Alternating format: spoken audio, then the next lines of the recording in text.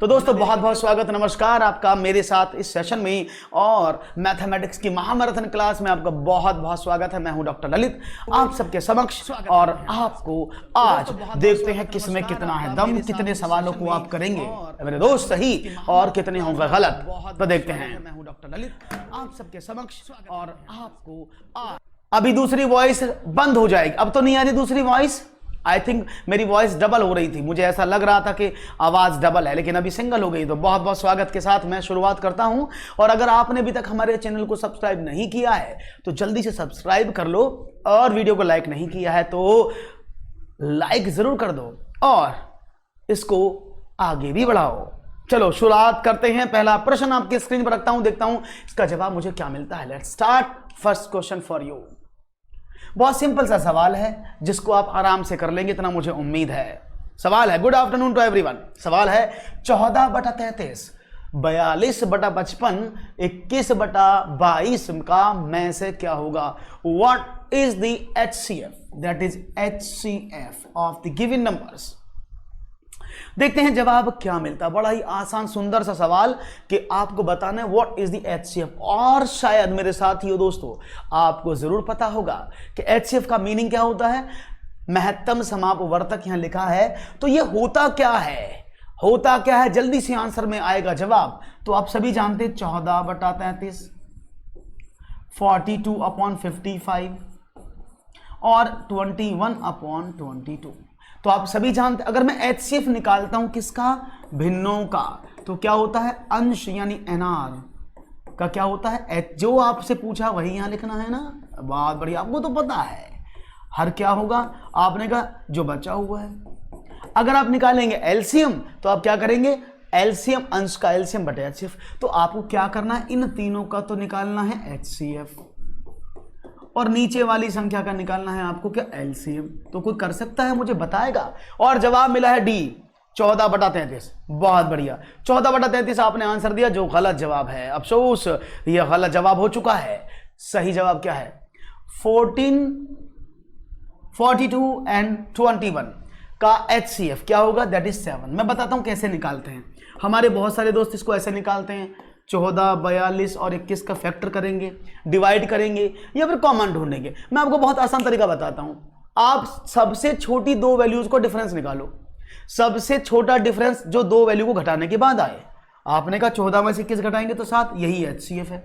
हो गया HCF। कोई मुश्किल नहीं आनी चाहिए। मैंने क्या बोला, जो तीन संख्याएं दी है ना, इनमें से सबसे छोटा अंतर जो होगा वो HCF होगा या उसके फैक्टर, या 7 ही हो जाएगा। तो 7 इसका HCF। और एलसीएम क्या है, 55 का मल्टीपल 11 सब में कॉमन है ना, तो 11 से कटने वाली संख्या यही है। तो आपको स्मार्ट वे में समझना है काम।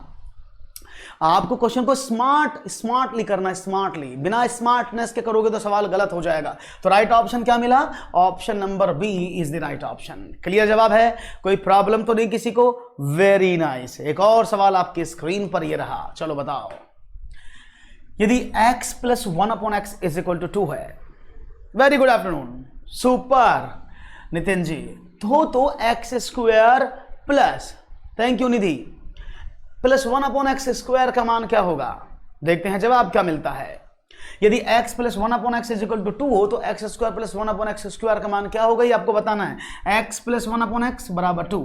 What will be the value of x to the power 2 + 1/x²। तो क्या देंगे जवाब, देखते हैं क्या मिलता है जवाब। Okay let's see what will be your right answer. तो मैं बता दूं आपको, इन सवालों को करने का तरीका बड़ा आसान, इसको आप एक बार में समझ सकते हैं। देखते हैं कैसे।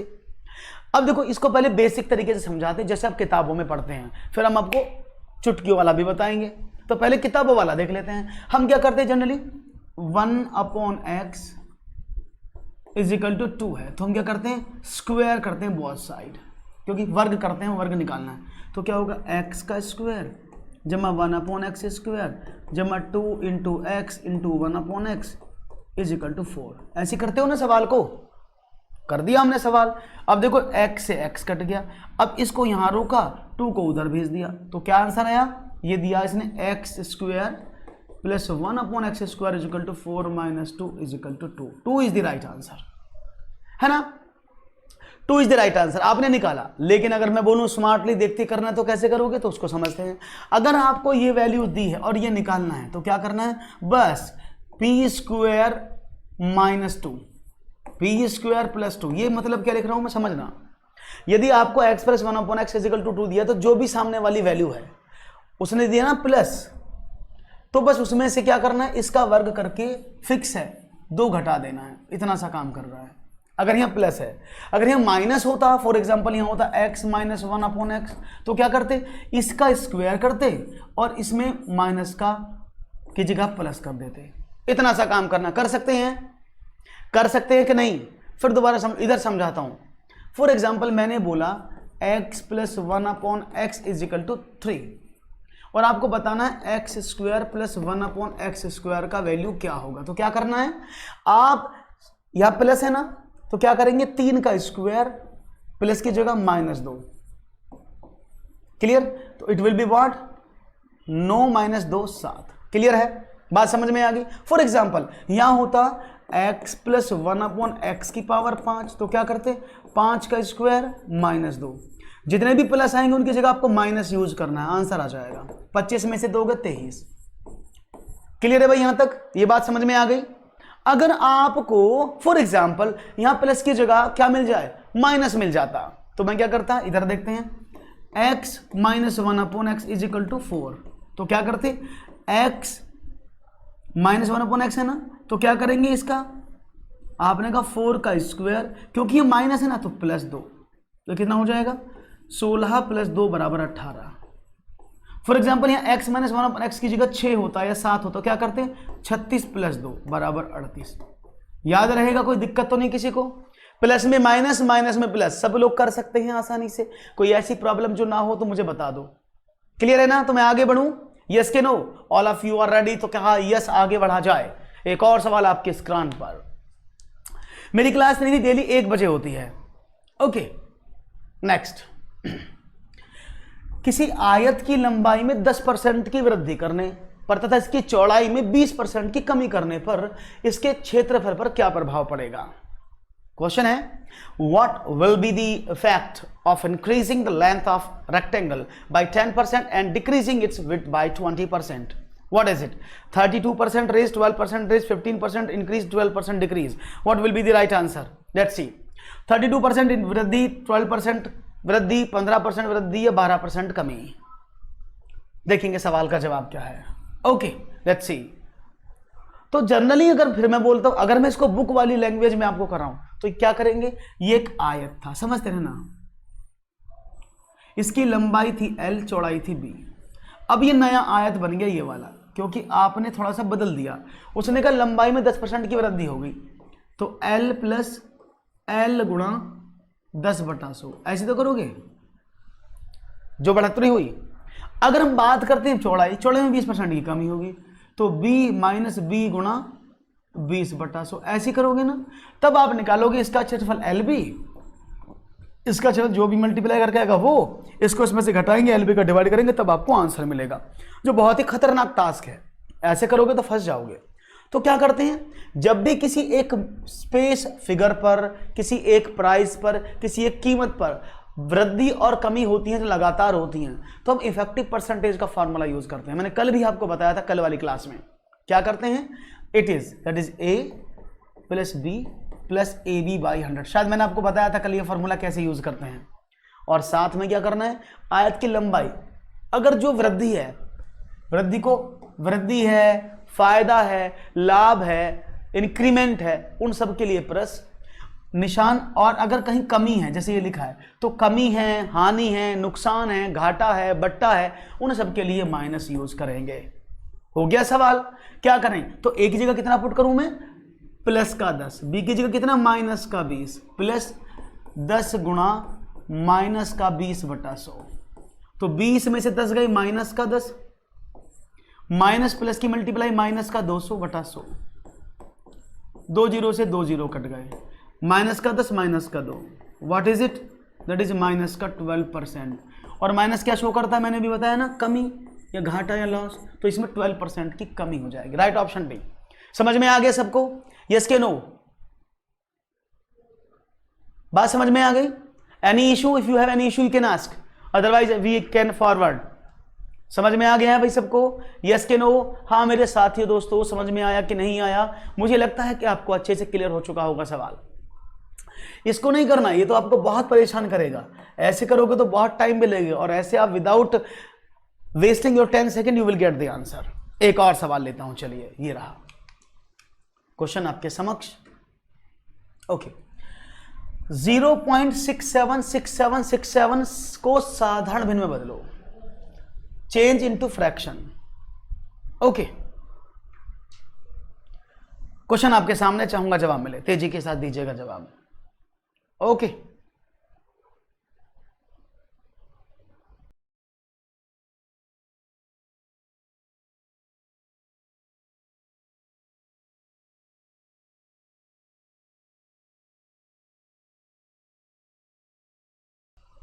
Okay, any issue?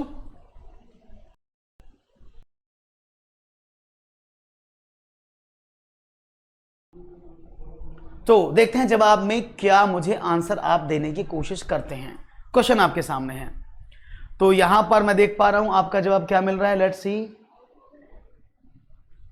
बी। तो पांचवें क्वेश्चन का बी आंसर मिल रहा है। अब ये बड़ा विकट समस्या है, ये बड़ी गंभीर समस्या है कि ऐसे सवालों को कैसे कन्वर्ट करें। तो पहले इनका मीनिंग समझ लो क्या है। इसका मीनिंग क्या है कि 0.676767 एक फिक्स्ड पैटर्न है जो बार बार बार बार आगे की बढ़ता जा रहा है। एक फिक्स पैटर्न है, उस पैटर्न को मुझे क्या करना है, यानी ये, तो हम इसको क्या करते हैं, अनंत तक जाता है ये, क्योंकि इसको बोलते हैं रिक्यूरिंग डेसिमल। अंग्रेजी में इसको बोलते हैं रिक्यूरिंग, और लेकिन हम हिंदी में बोलते हैं अशांत दशमलव। और ये अशांत दशमलव एक फिक्स पैटर्न को फॉलो करता है, तो वो संख्याएं परिमेय संख्याएं होती हैं। अगर एक अशांत दशमलव एक फिक्स्ड पैटर्न को फॉलो करता है तो वो रेशनल नंबर होते हैं, और उनको हम कन्वर्ट कर सकते हैं भिन्न में। अब कैसे? तो ये बार बार ना रिपीट करके मैंने इसको ऐसे लिख दिया, किसी किसी किताब में इसको ऐसे लिख देते हैं, ऐसे, कोई ऐसे बता देता है, कोई ऐसे कर देता है, 0.67 पर 2 बिंदी लगा देता है। ये चॉइस आपकी है, अधिकांश बुक में ये वाला लिखा होता है, तो मैं इसको लिख सकता हूं, है ना? बात समझ में आ गई? क्लियर है? क्लियर है? Is it okay? Any issue? तो ये आपको इतना समझ में आ गया है। हम सीखने के लिए आए हैं, बताने के लिए नहीं। अगर एक विद्यार्थी जीवन में आप जोनू अगर विद्यार्थी जीवन में अगर सीखने आते हैं तो आपको बताने की भी जरूरत पड़ती है। अगर बताने की जरूरत नहीं होती तो सब शिक्षार्थी पास हो जाते हैं। You have to give your answer. If you have your answer you can say yes, नहीं आता तो नो, दैट्स इट। ये मुझे भी पता आप सब सीखने आए हैं, और ये मुझे आपको पता मैं सबको सिखाने आया हूं, तो ये तो कॉमन सी बातें हैं। अगर आपको नहीं पता है तो you can say easily no sir, है ना? क्लियर है? आगे बढ़े, चलो समझ में आ गई बात। तो इसको आगे कैसे करें, तो मैं बहुत सिंपल तरीका बता रहा हूं, सिंपलेस्ट फॉर्म। ये एक भिन्न है जो दशमलव भिन्न है और जो लगातार रिक्यूरिंग होगी। क्लियर है? ठीक है ना? अब क्या करें, अब हम क्या करेंगे, इस संख्या को एज इट इज लिखेंगे, और जितनी संख्याओं पर ये बार लगा हुआ है बस उतने 9 लिख देंगे, वही इसका आंसर होगा। बहुत सिंपल तरीका है। क्या करेंगे, जितनी इसका मैं दूसरा एग्जांपल समझा देता हूं आपको, जिससे आपको चीजें समझ में आ जाएं, है ना? फॉर एग्जांपल मैंने एक संख्या लिखी यहां पर 0.3333 अप टू सो ऑन, तो मैं इसको क्या लिख सकता हूं, मैंने लिखा 0.3 पर बार, या मैंने कहा जितने पर बार है उतने 9, दैट इज 1/3। ऐसे होता है ना। हालांकि मैं आपको शॉर्टकट बता रहा हूं, इसको करने का तरीका क्या है, तरीका होता है जो भी ये फ्रैक्शन है, भिन्न है, तो जो भी आपने दशमलव भिन्न लिखी, जैसे p अपॉन जितनी भी भिन्न में आपने लिखा कौन सी, कितने नंबर है, 1 2, तो 2 है ना, तो जितना भी प्लेस वैल्यू है, जैसे 100 हुआ, 100 माइनस कितनी है, दैट इज 1, तो ये इसको ऐसे लिखें 10 to the power 2 - 1 नीचे जो आएगा। तो ये एक टिपिकल प्रोसेस है। इससे आसान तरीका क्या है कि जितने पर बार उतने 9 लिख दो, आपका आंसर मिल जाए। उससे भी यही आएगा, 10 ढाई 100 में से कम करोगे 99, इसमें करोगे 10 की पावर 1 - 1, इससे 9 आएगा। तो इतना बड़ा ना करने के बाद हम क्या करें, हम सिर्फ एक छोटी सी चीज याद रख सकते हैं ना, क्या, कि जितने अंकों पर बार उतने 9 हम नीचे लिख सकते हैं। Is it clear? बात समझ में आ गई? बहुत बढ़िया। आगे बढ़े, एक और सवाल, तो राइट ऑप्शन है ऑप्शन नंबर बी 67/99। एक और 920 में कम से कम क्या जोड़ें कि योगफल एक पूर्ण वर्ग हो जाए। बहुत ही सिंपल सवाल है। 920 में हम कम से कम क्या जोड़ें कि ये एक पूर्ण योगफल हो जाए। That is 1920 what should be added to and minus so that the sum is a perfect square। तो सो देखते हैं किसी को पता है आंसर या मैं आपको फॉरवर्ड कर देता हूं। समझ लीजिएगा, देखो 920 जब भी आपको ऐसा क्वेश्चन मिलता है ना तो इसमें आपको सबसे ज्यादा हेल्प कौन करता है? आपके जो आपको स्क्वायर्स पता हैं, जितने स्क्वायर्स आपको पता है वो आपको हमेशा हेल्प आउट करते हैं। अब मैंने देखा 930 का स्क्वायर होता है, आप जानते हैं ना। अगर मैं बोलूं 30 का स्क्वायर क्या होता है, आपने कहा 900। नहीं, ये संख्या 30 के स्क्वायर से तो बड़ी है। ये समझ रहे हैं बात आपको कि नहीं जी? जल्दी से अपने अपने आंसर दे सकते हैं। निधि कुमारी शुक्रिया, आपने बहुत अच्छे से स्वागत किया, उसके लिए धन्यवाद। और कोई? ओके गौरव जी 3/9। ओके निधि डी ऑप्शन। निधि ने कहा 49 जोड़ा जाए। आप क्या बताएंगे? चलो देख लेते हैं आपका जवाब मुझे क्या मिलता है। आप क्या बताएंगे भाई? इसको तो हम बता देते हैं, ठीक है ना। अब क्या हुआ, 30 का स्क्वायर तो आपको पता लगा। अब इसके बाद अगर मैं देखूं तो 31 का स्क्वायर आता है, जो कितना होता है? 30 का स्क्वायर तो 900 होता है, और 31 का स्क्वायर कितना होता है किसको पता है? दैट इज 961, ठीक है ना। अब क्या हुआ, यहां पर देखा ये संख्या 900 और 961 के बीच में ही है ना। अगर सवाल ये दो तरह से पूछ सकता है। सवाल नंबर 1 वो पूछेगा इस संख्या में से मैं क्या कम करूं कि ये पूर्ण वर्ग बन जाए, तो आपको इस संख्या को ये वाली संख्या बनाना पड़ेगा। और अगर आपसे वो पूछता है मैं इसमें क्या ऐड करूं, तो माइनस करेंगे तो बैक की तरफ चलते हैं, दैट इज इसको 900 बनाना पड़ेगा। अगर वो बोले क्या जोड़ूं, तो आपको ये आगे वाली संख्या को बनाना पड़ेगा, यानी आपको 961 बनाना पड़ेगा, तब पूर्ण वर्ग बनेगा। तो 961 में से मैं 920 घटा दूं तो मुझे कितने जोड़ने की आवश्यकता पड़ी? आपने कहा 41, that is the right option सी।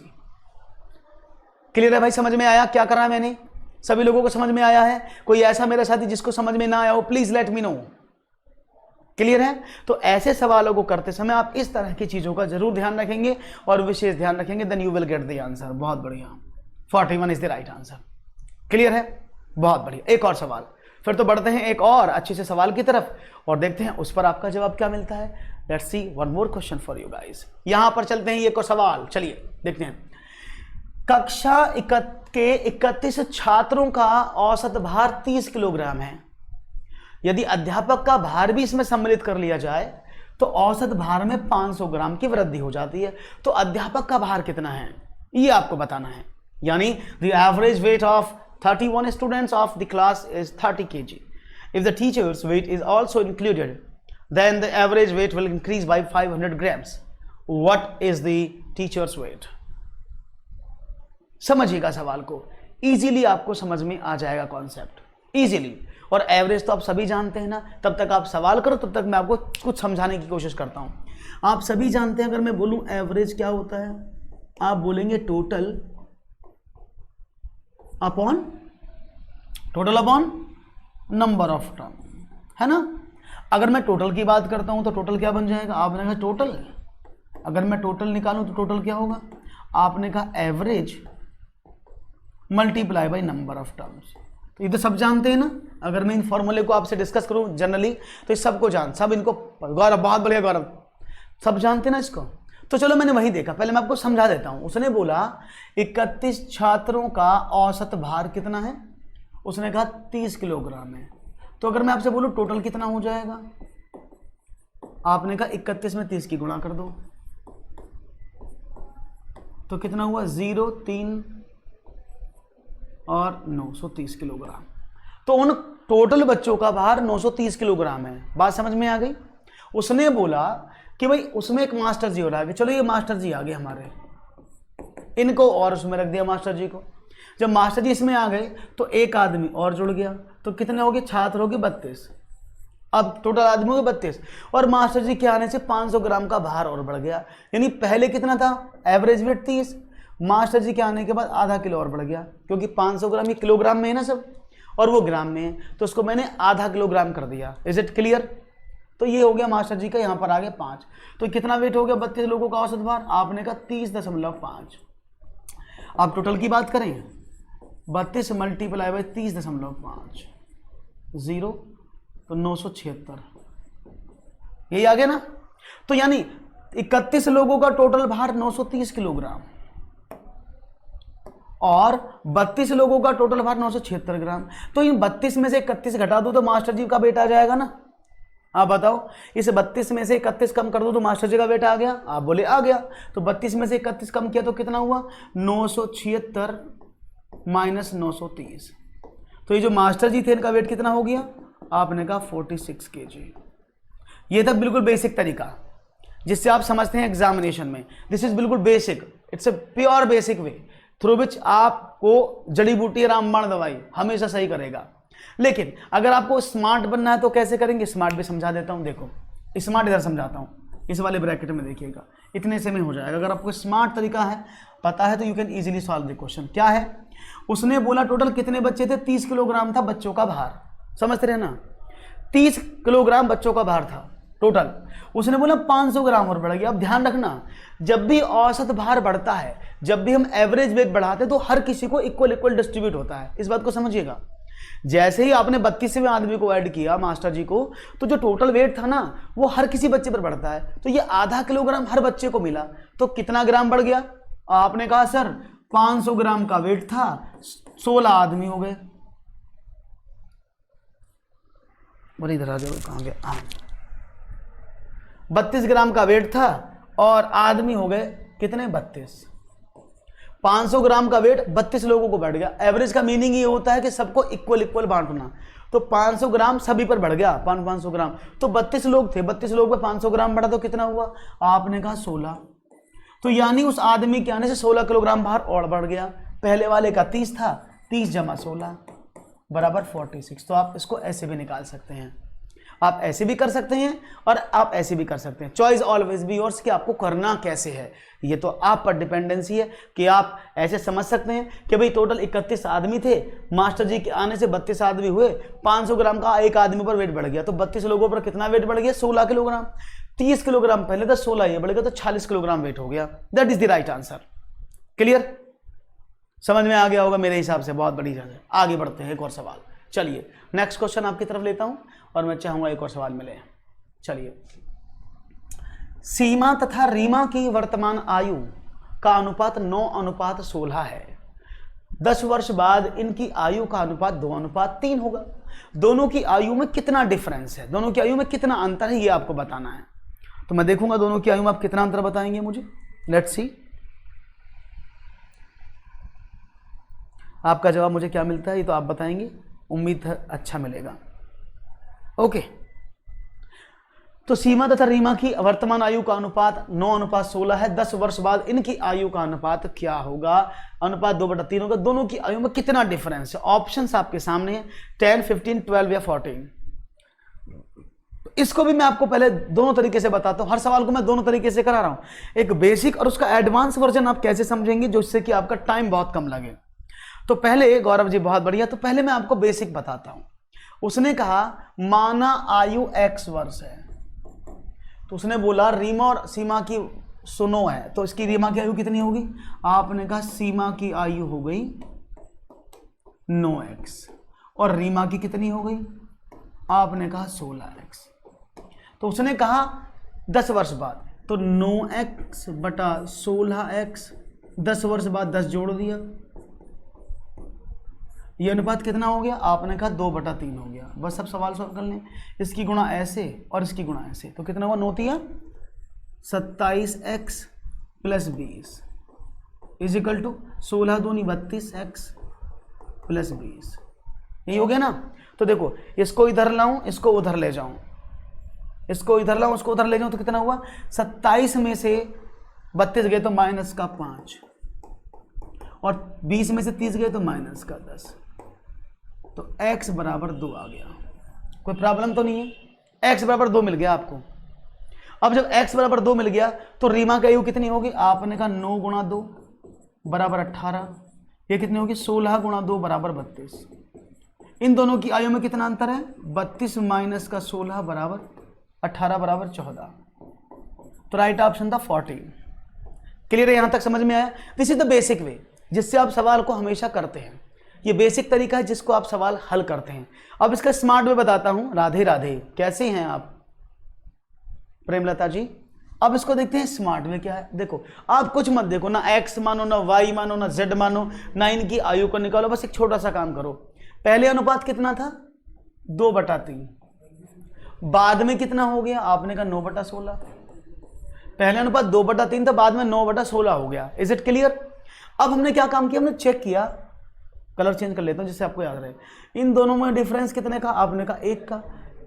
इन दोनों में कितने का? 7 का। दोनों में अंतर कितने का? 1 का। इसमें अंतर कितने का? 7 का। बात समझ में आ रही है? तो मैंने क्या काम किया? मैंने अंतर बराबर नहीं है, अगर ये अंतर बराबर नहीं है तो आप इस अंतर को बराबर करने की कोशिश करेंगे। और वो कैसे करेंगे? इस वाले की मल्टीप्लाई इधर कर दो, इस वाले की मल्टीप्लाई इधर कर दो, तो 7 दूनी 14/7 × 21, और ये क्या हो गया? 9 16। Is it clear? अब देखो दोनों का डिफरेंस कितना? 7 का है। एक स्टेप समझ में आ गया? ये बराबर होता तो हमारा सवाल यही हो जाता, लेकिन बराबर नहीं, तो मैंने बराबर कैसे किया? दोनों के डिफरेंस को इसको इधर कर दिया, इसको इधर कर दिया। Is it clear? ओके, अब बढ़ते हैं आगे। बस अब आपको इन दोनों का डिफरेंस देखना कितना है। 14 और 9 का डिफरेंस कितना है? आपने कहा 5। आपके अकॉर्डिंग इन दोनों में 14 - 9 5 वर्ष का अंतर है, लेकिन क्वेश्चन के अकॉर्डिंग कितने का? 10 वर्ष का। तो बस इस 5 को 10 बनाना है, तो कैसे बनाऊं? इस 5 को 10 कैसे बनाऊं? आपने कहा सर बहुत आसान है, 2 की गुणा कर दो, तो 5 दूनी 10 हो जाएगा। तो बस इसी 2 की गुणा सब में कर दो, आपका आंसर आ जाएगा। ओके, ठीक है। तो क्या हुआ? 9 दूनी 18 और 16 दूनी 32। 32 - 18 14 वर्ष। That is the right answer. Any issue कोई हो तो मुझे बता देना। राधे राधे, समझ में आ गई बात? You can easily handle this question, no problem. आपको कोई भी समस्या नहीं होगी, बस आपको सवाल को समझना होगा। आसान सवाल था, आसानी से आपको समझ में भी आ गया है। तो चलो बढ़ते हैं आगे और चीज़ों को देखते हैं और कैसे आप नई चीज़ों को बताते हैं। Is it clear all? Yes कि नो? यस ना? बढ़िया। आप इससे भी कर सकते हैं, आप इससे भी कर सकते हैं। चॉइस ऑलवेज भी योर्स। मेरा क्वेश्चन आपके सामने ये रहा। एक किताब के मूल्य में 8% की कटौती की गई। एक बुक था, उसके प्राइस में 8% का डिडक्शन कर दिया गया। उसका मूल्य 4600 रुपये है। किताब के मूल्य में कटौती करने पर इसका मूल्य 4600 रुपये रह गया। इसका अंकित मूल्य कितना है ये आपको बताना है। देखते हैं, एक किताब के मूल्य में 8% की कटौती करने पर उसका जो मूल्य था वो 4600 रुपये हो गया। इसका मीनिंग क्या है? आप दुकान पर एक चीज़ खरीदने गए और उसने बोला भाई साहब 8% का डिस्काउंट है, ये आपको इतने की पड़ेगी। तो वो उसका एक्चुअल कीमत जानना चाहते हैं। एक्चुअल कीमत क्या है वो आपको बतानी है। A book is worth of rupees 4600 after deducting 8% of its value. What is the face value? These are the questions. देखते हैं जवाब क्या मिलता है। हाँ, डेली चलता है जोनू जी, सी टाइम चलता है 1 बजे। कल और 1 बजे होगा, उसके बाद फिर 5 बजे होता है। 4 दिन 1 बजे है, फिर 5 बजे है, नहीं नेक्स्ट 5 बजे से चलेगा। कल का जो क्लास होगा वो 1 बजे, उसके बाद 5 बजे होगा। ओके, क्लियर है? बात समझ में आ गई? ओके, बढ़ते हैं आगे।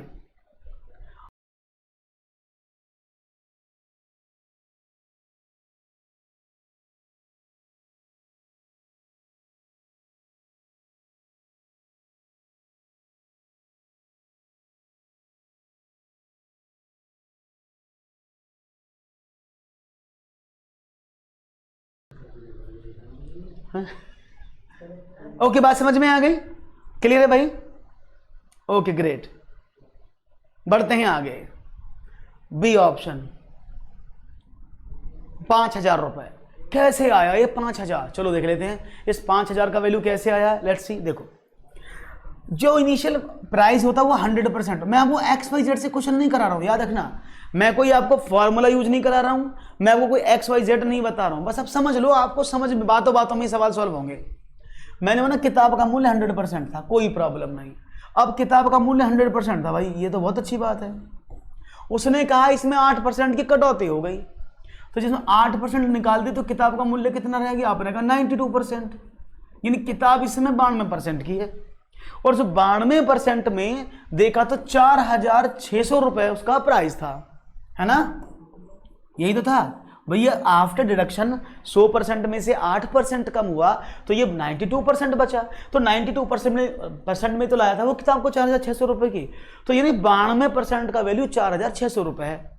तो भाई 100% का वैल्यू बताने में शायद कोई दिक्कत आपको ना हो, तो मैंने इसकी ऐसे गुणा कर दी। What is it, that is 4600 multiply by 100 upon 92, 92 5 time 0, that is 5,000 rupees.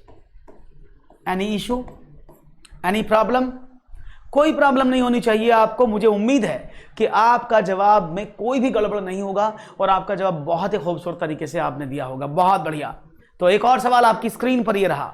चलो 10वां प्रश्न, यदि एक वस्तु को 5% हानि की अपेक्षा 10% लाभ पर बेचा जाता तो विक्रेता को 75 रुपए अधिक मिलते।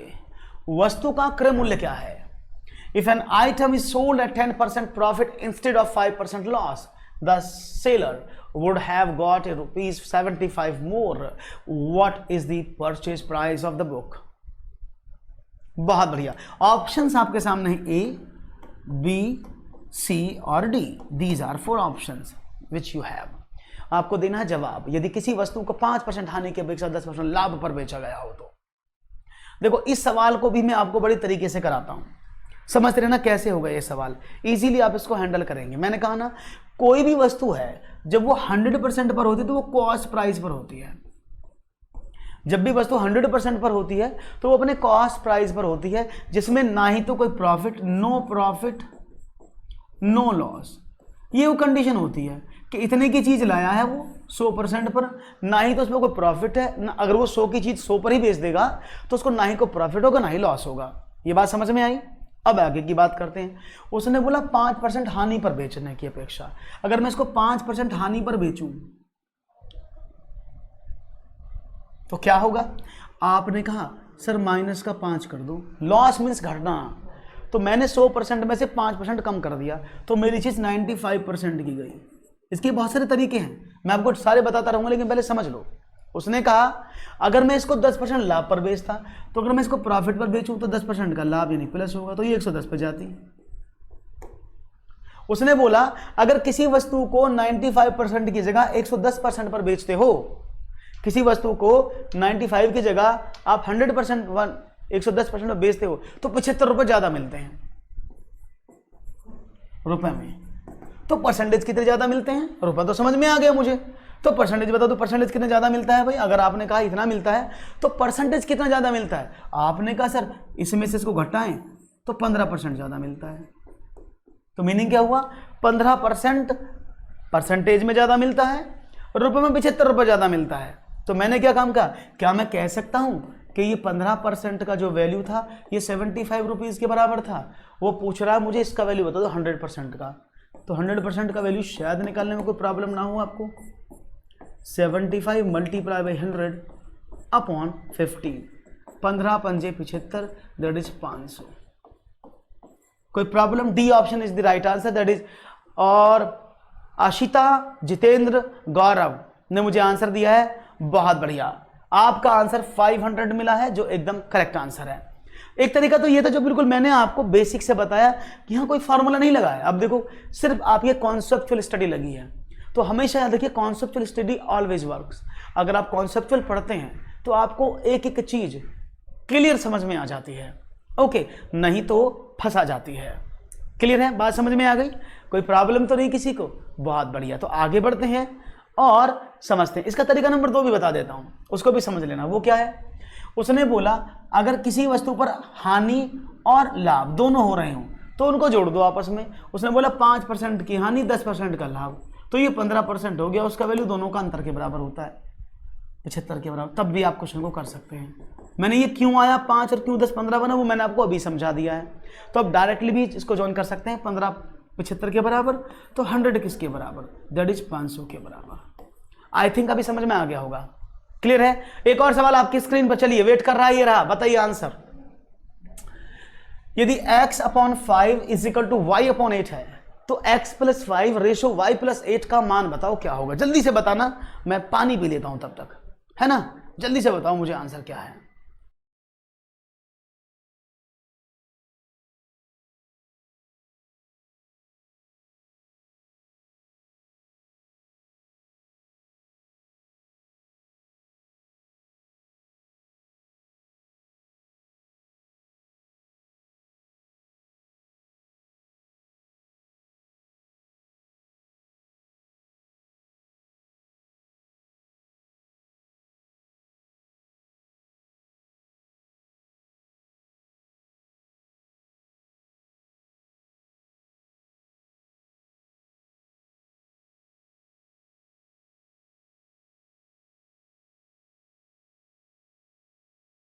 ओके भाई, सवाल का जवाब कौन कौन दे रहा है मुझे, जल्दी बताओ, सवाल का जवाब कौन कौन दे रहा है तेजी के साथ।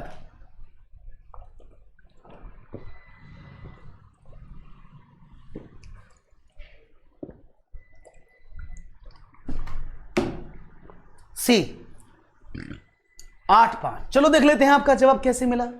इसको तो बड़ी आसानी से आप कर सकते थे, देखो कैसे। यदि x अपॉन 5 यानी x बटा 5 किसके बराबर है, y बटा 8 के। तो पहली बात तो ये है कि जब आपको इक्वल वैल्यू मिल जाती है तो हमेशा याद रखिएगा ये इसके नीचे इसका रेशो ही लिखा है, इसके नीचे क्या लिखा है, इसका रेशो ही लिखा है, इसका अनुपात ही लिखा है। नहीं, x का वैल्यू कितना 5, y का वैल्यू कितना 8। आप इसको समझ गए ना, आप इसको ऐसे भी लिख सकते थे, इस y को मैं इधर ले आता हूं और 5 बटा 8 इधर कर देता हूं, तो x 5 और y का वैल्यू 8, किसी भी कंडीशन में करेंगे यही आएगा। ओके, पुट कर दो, क्या प्रॉब्लम आ गई। उसने बोला x plus 5 upon y plus 8, बहुत शॉर्टकट है। तो x का वैल्यू कितना आपने निकाला 5, y का वैल्यू कितना आपने कहा 8, वैल्यू क्या हो गई 5 और 5 10 बटा 16, डिवाइड कर 2 से, 2 पंजे 10, 2 अट्ठे 16, तो 5 8। D is the right option. C क्यों 8-5 काहे बता रहे हो भैया, गलत जवाब मत दिया, दोनों एक जैसे हैं। देखो 8-5 5-8, तो राइट ऑप्शन 5-8 होगा, ना कि 8-5, क्योंकि उसने x प्लस वाई का वैल्यू ये है, x प्लस 5 का वैल्यू ये है और y प्लस 8 का वैल्यू ये है। इज इट क्लियर, बात समझ में आ गई कि नहीं, हाँ कि ना, यस, हाँ जी क्लियर है, डन करें, समझ में आ गई बात। तो राइट ऑप्शन डी, आसान था। और नहीं हम बुक में पढ़ते हैं तो क्या करते हैं, हम पहले x अपॉन वाई का वैल्यू, x का वैल्यू पुट करेंगे फिर y के टर्म में, वो नहीं करना है, बहुत सिंपल सा तरीका है, इजीली आप इसको मैनेज कर सकते हैं, इतना मुझे पता है। एक और सवाल आपकी स्क्रीन पर रखता हूं, ये रहा।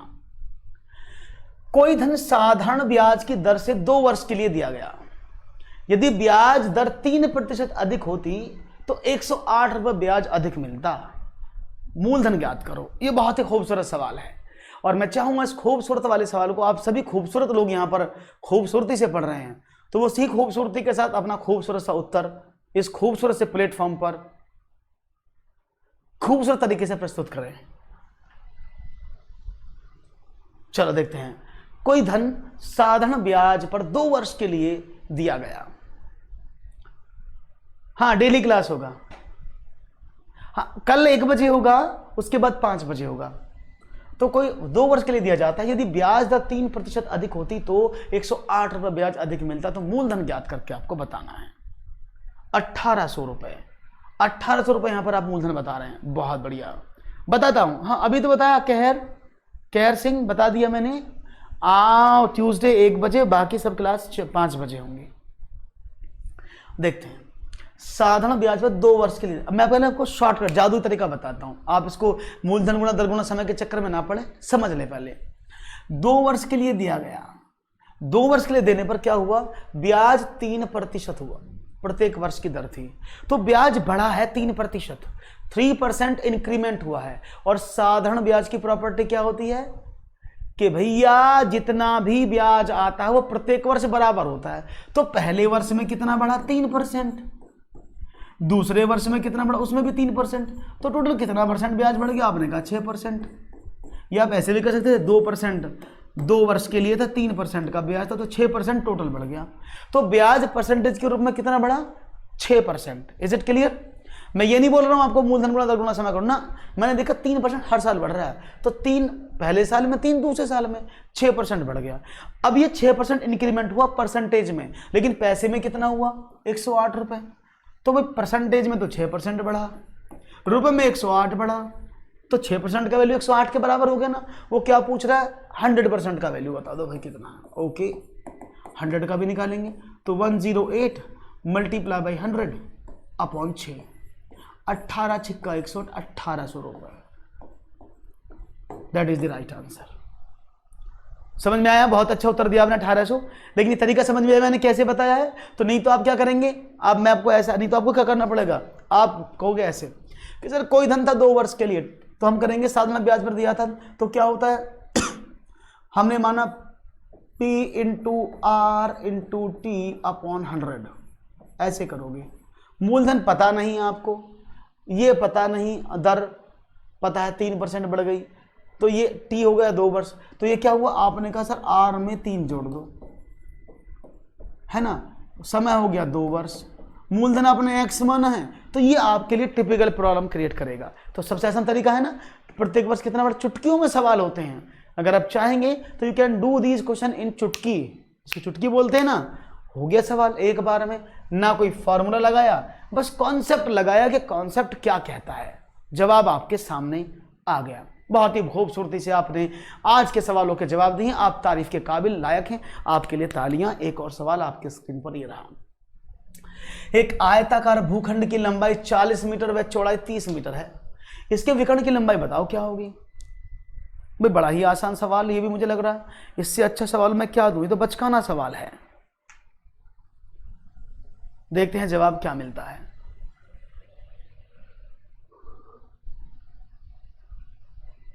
ओके चलो शुरू हो जाओ। 50, क्या बात है, 50 दिया जवाब सबसे पहले गौरव जी ने। बाकी सब लोग क्या कहते हैं समझते हैं। एक आयताकार भूखंड है, ओके, ये मेरा आयताकार भूखंड हो गया। उसमें कहा इसकी जो लंबाई है वो 40 है, इसकी चौड़ाई वो 30 है, ऐसे ही है ना। तो अब आपसे कहा इसका डायगोनल बताओ ये क्या है। सपोज ये ए था, ये बी था, सी था, डी था, तो आपसे एसी की लंबाई पूछी है, तो बताओ जरा मुझे क्या होगा एसी की लंबाई, कौन बताएगा भाई। हाँ जी देखो अभी आपको बताऊं, मैं पहले आपको बेसिक तरीके से बता देता हूं। यह पाइथागोरस थ्योरम, अगर मैं इसको h मानूं तो ये हाइपोटेनियस हो गया, कर्ण हो गया। तो आप सभी जानते हैं ना, अगर मैं इस कर्ण की बात करता हूं तो मैंने क्या काम किया, मैं सिर्फ इसको ले रहा हूं जो व्हाइट कलर में बना, देखो इसकी मैं डबल कर रहा हूं व्हाइट कलर में। अगर मैं सिर्फ इसको निकालूं व्हाइट वाले को, तो ये एक समकोण त्रिभुज बन गया ना, ऐसे वाला, ये समकोण त्रिभुज बन गया ना। अब इस समकोण त्रिभुज में इसका बेस 40, ऊंचाई 30, हाइट 30, और आपको पूछा हाइपोटेनियस, कर्ण क्या है, तो आप कैसे निकालोगे। आपने कहा सर हमें तो पता है, पाइथागोरस चाचा बता के गए थे कि भाई कर्ण का वर्ग हाइपोटेनियस का वर्ग बराबर लंब का वर्ग प्लस आधार का वर्ग होता है। अब इसका ही निकालना, लंब कितना था, आपने कहा 30 का वर्ग, बेस कितना था 40 का वर्ग, तो कितना 900 जमा 1600, और h निकाला तो इसका वर्गमूल कर दिया 2500 का, दैट इज 50। ये बेसिक तरीका, बेसिक कॉन्सेप्ट जो हमारे चाचा बता के गए थे, कौन से वाले, पाइथागोरस अंकल जी। अब हम बात करते हैं इसका शॉर्टकट। अगर किसी भी ट्रायंगल की 30 40 है तो ट्रिपलेट क्या कहता है, 30 40 50। ये किससे लिया मैंने, 3 4 और 5 से, तो ट्रिपलेट बनता है 3 4 5। मैंने ट्रिपलेट की लिस्ट भी लगाई थी आपके सामने कि ये ट्रिपलेट होते हैं, ये ट्रिपलेट आपको यूज करने होते हैं, and you will get the answer. Is it clear, yes करो, yes, everything is clear, very nice, बहुत बढ़िया जवाब। आगे बढ़ते हैं। पाइथागोरस से आप ऐसे सॉल्व करेंगे, डायरेक्टली आप ऐसे भी सॉल्व कर सकते हैं। तो नया सवाल आपके सामने ये रहा, 81 की पावर -1/4 किसके बराबर है, आपको बताना है। Find out the answer of 81 to the power -1/4 is equal to what. Let's see, देखते हैं जवाब क्या मिलता है आपका। सिंपल सवाल है, देखो समझ लो, 3 - 3 1/3 या -1/3, इट्स माइनस ऑल्सो। 3 1/3 1/3 -1/3। तो देखते हैं जवाब। गौरव जी बहुत ही खूबसूरती से जवाब देते हैं और सारे उत्तर उनके लगभग सही होते हैं। देखो 81 टू दी पावर -1/4 है। पावर को मत देखो अभी, पहले 81 को ब्रेक करो, क्योंकि पावर तभी खत्म होगी जब इसको ब्रेक करोगे। तो मैंने कहा सर 3 की पावर 4 81 होती है ना भाई। देखो 3 multiply by 3 multiply by 3 multiply by factor कर सकता हूँ ना मैं इसके की पावर -1/4। इसका मतलब क्या हुआ, 3 3 होती है 27 × 81 81। मैंने क्या काम किया, 3 to the power 4 to the power -1/4। और आप तो सब जानते हैं कि पावर की पावर क्या होती है, आपस में मल्टीप्लाई होती है। तो 3 to the power 4 multiply by -1/4, 4 से 4 कट गया, 3 की पावर -1। अब 3 की पावर -1 के नीचे आके क्या हो जाएगी, पॉजिटिव। अगर 3 की पावर -1 है तो क्या हो जाएगी, आपने कहा 1/3 की पावर +1, और यही तो आंसर है। क्लियर। तो ये चुटकी वाले सवाल हैं जिनको आप लोगों को समझ में आना चाहिए, जो आपको जरूरी करने चाहिए, और जब आप इनको करोगे तो you will get the answer perfectly and effectively. समझ में आ गया होगा सवाल। कोई प्रॉब्लम तो नहीं है साहब? किसी को भी प्रॉब्लम हो तो you can raise your hand, नहीं तो बहुत सारे सवाल बचे हैं अभी पिटारे में, एक और ले लेते हैं। एक वर्ग के विकर्ण की लंबाई 3√2 है, उसकी भुजा की लंबाई ज्ञात करो। The length of the diagonal of a square is 3√2. Find the length of its arm. 4 18 3 12। तो देखते हैं जवाब क्या मिलता है आप लोगों का। गौरव जी क्या धमाकेदार आंसर देते हैं। एक वर्ग के विकर्ण की लंबाई 3√2, तो उसकी भुजा की लंबाई क्या होगी। जनरली अगर मैं स्क्वायर की बात करता हूं आपसे, अगर मैं वर्ग की बात करता हूं, तो वर्ग एक ऐसी आकृति होती है जिसकी सारी भुजाएं बराबर होती हैं, और ये इसका विकर्ण होता है ना। ये ए है, ये बी है, ये सी है और ये डी है। क्योंकि सारी भुजाएं बराबर होती हैं तो ये भी ए है, ये भी ए है, ये भी ए है और ये भी ए है। तो वही पुराना तरीका देखें, अगर मैं आपसे बोलूं मुझे इसकी लेंथ बताओ इस वाले की, तो वो क्या है, ये समझा रहा हूं, इसका शॉर्टकट है बहुत अच्छा वाला। आपने कहा सर ये वाला और ये वाला, तो ये कर्ण बन गया। तो ये कर्ण अगर मैं इसको h मानता हूं तो इसका वैल्यू क्या है। आपने कहा सर कर्ण का वर्ग बराबर आधार का वर्ग जमा लंब का वर्ग, ऐसी तो होता है। आपने कहा a² जमा a², क्योंकि दोनों a है ना, लंबाई भी है चौड़ाई भी है, तो h बराबर क्या होगा 2a² का वर्गमूल। a बाहर आ गया तो a√2। तो किसी भी वर्ग का विकर्ण a√2, या आप कह सकते हैं भुजा √2 होता है। क्या विकर्ण, याद रहेगा सबको।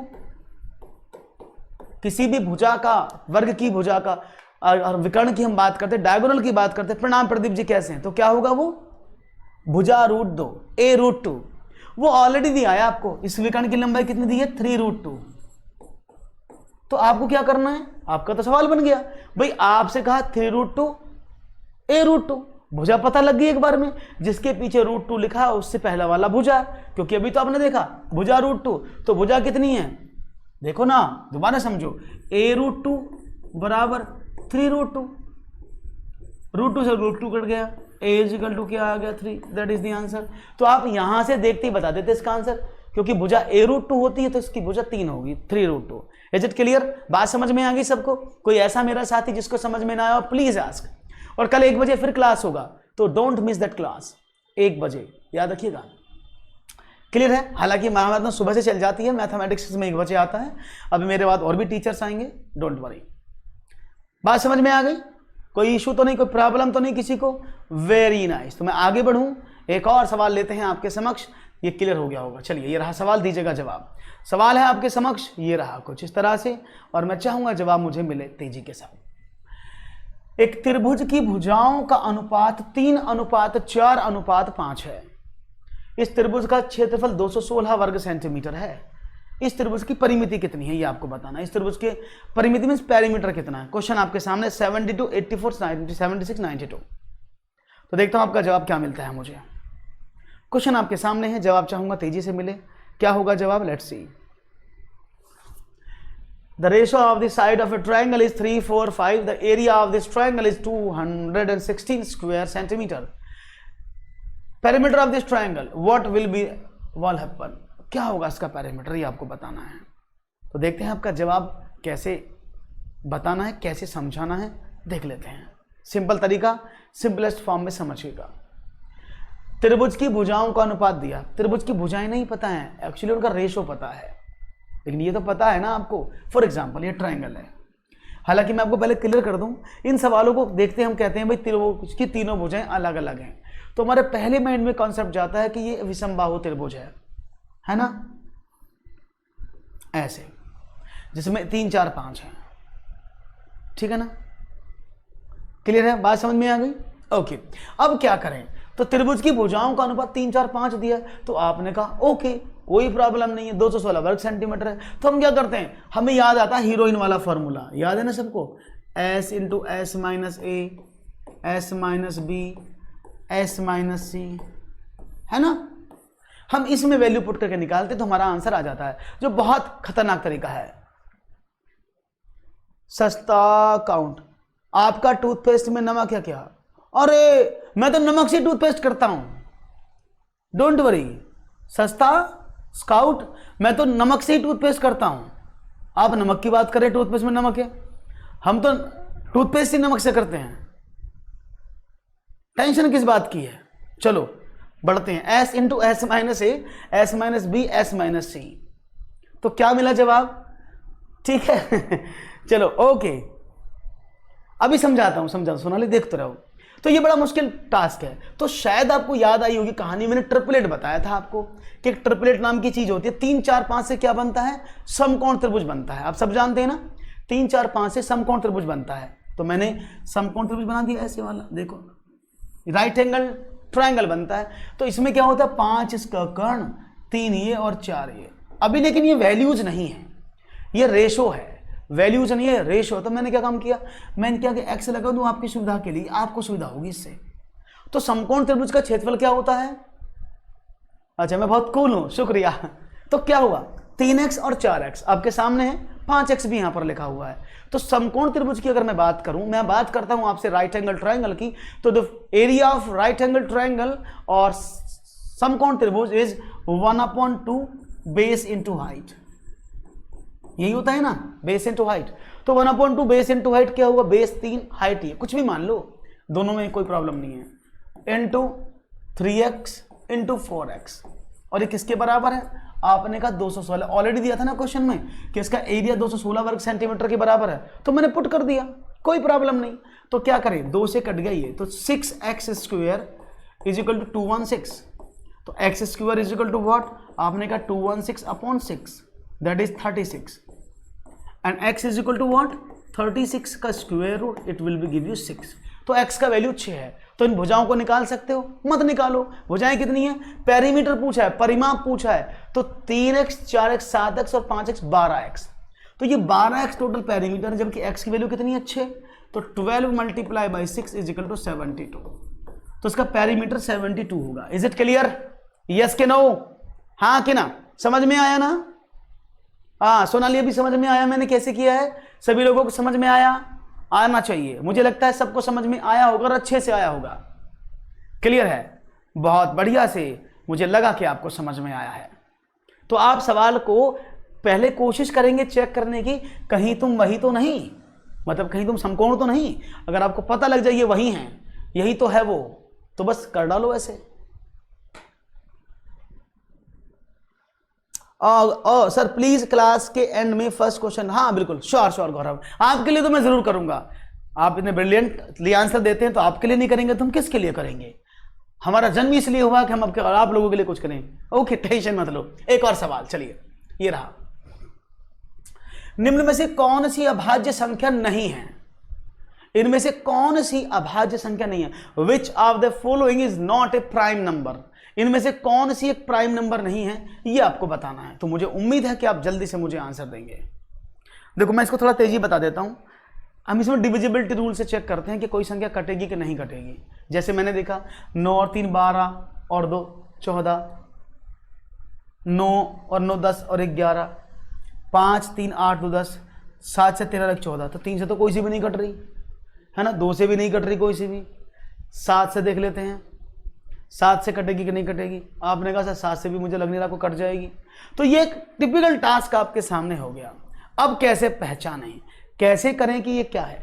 तो प्राइम नंबर निकालने का तरीका बड़ा आसान है, मैं बता देता हूं कैसे करते हैं। देखो, जब भी आपको अभाज्य संख्या ढूंढनी होती है तो अभाज्य संख्या का मतलब होता है जो किसी से ना कटे, उसके सिर्फ 2 फैक्टर हों, एक वो खुद और एक 1। इसके अलावा वो किसी से डिवाइड नहीं होगी, कंप्लीटली डिवाइड नहीं होगी।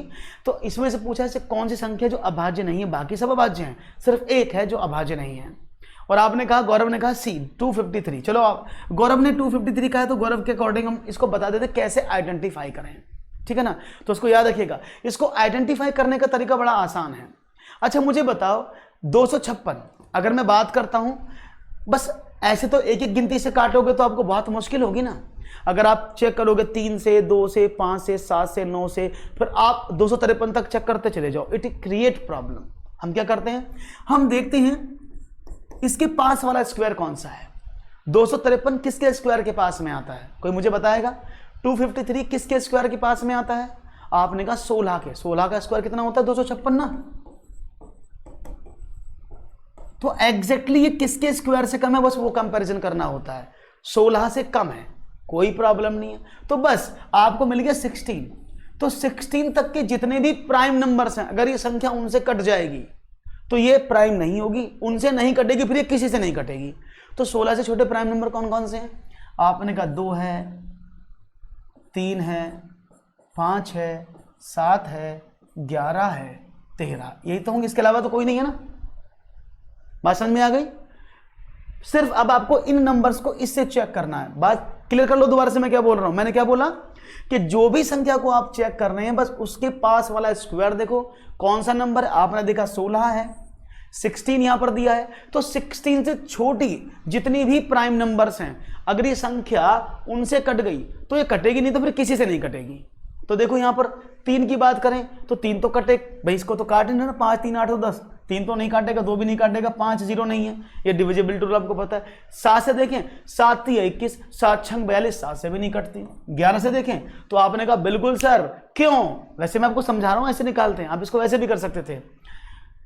अगर मैं 11 का डिविजिबिलिटी रूल करता हूं तो क्या होता है? Number of odd places minus number of even places. हमेशा 0 या 11 दे दें तो समझ लेना आपका सवाल एकदम सही है। तो ये संख्या कट जाएगी 211 से। क्लियर है बात, समझ में आ गई? How you can find out these numbers, this is totally for you. आप सबको चेक करेंगे एक बार मेरे का कहने से और आइडेंटिफाई करेंगे क्या इनमें से नंबर किसी से कटता है। यस, तो you can easily, otherwise you can not do the question. Okay done, समझ में आया? और